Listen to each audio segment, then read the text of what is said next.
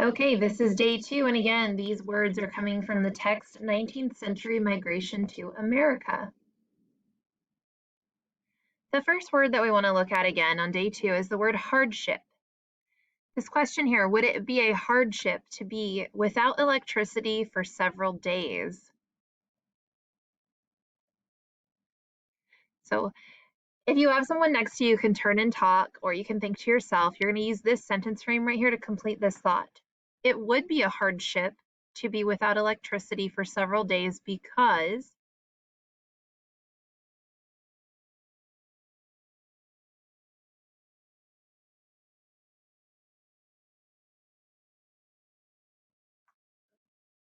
Great. We think about living here in Florida where it's very, very warm typically most of the year.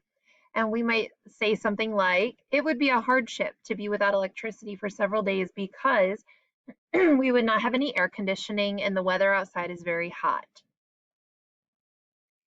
If you were having trouble with a homework assignment, from whom would you seek help and why?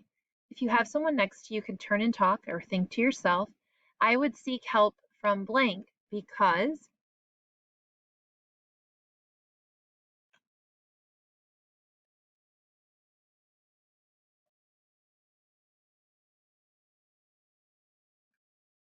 Okay, if this were me, I might say something like, I would seek help from my teacher because he or she should know how to solve the problem if they are the ones who assigned it. Let's look at the next example. So this is called which word goes with. So I am going to give you a word and you will decide which of this week's vocabulary words go with it and explain why.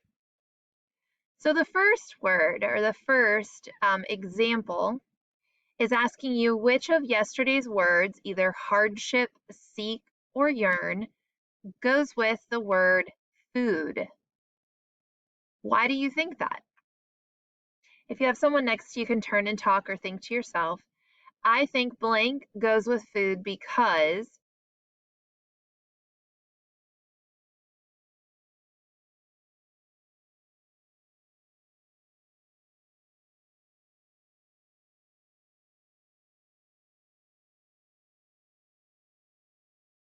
Okay, your example might be very different from mine. You could really use any of these words to go with food, and I'm sure that many of you used a different example, but I might think of this first word, hardship, because I remember that many people, especially in Ireland, were faced with hardships. They were suffering from starvation and very little food, so they left Ireland, coming to America in hopes to find a better life. Let's take a look at another example. Which word goes with winter? So this topic or concept of winter. I think blank goes with winter because.